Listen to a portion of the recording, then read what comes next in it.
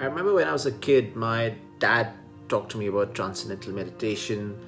He worked in a company called Tata Electric Company, and he'd been invited for this workshop which involved meditation, and he indicated that it was really hard for him to remain mindful or empty his mind in a way of thoughts, which is what he was instructed to do at the time.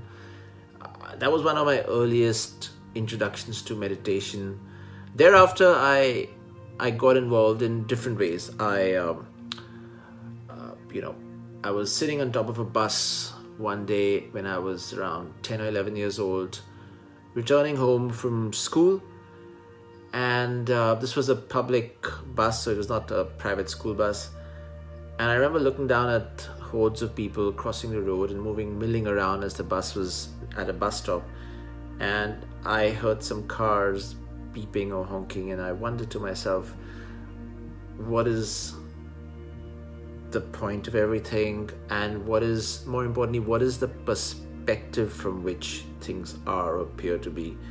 Right now I'm looking at all these people, all these things moving around, doing stuff, getting along with daily life, but what will happen to this perspective when I die? Will I still be able to have some perspective or not? And what is the meaning of this perspective as well? Those were thoughts that often occupied my mind, and it's really hard to figure that out, and trying to figure that out, I then picked up books to read. Books are always helpful, and gives you a structure, a philosophy, not necessarily 3 golden rules or 4 golden rules or 5 golden rules or this 3-part method, etc., that you hear of today. It was more philosophy, things like Jiddu Krishnamurti, or books about Swami Chinmayananda, to try to delve deeper into the I and what is the meaning of life, what is the purpose of life. Yogananda.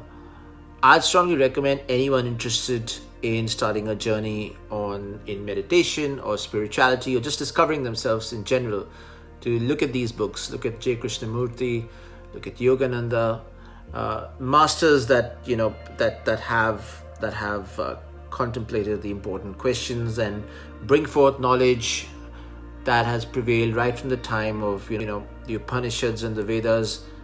I would recommend working or starting with someone like Yogananda particularly, and that can give very easy and interesting and heartful perspective of the purpose of life, one's journey, what everything means.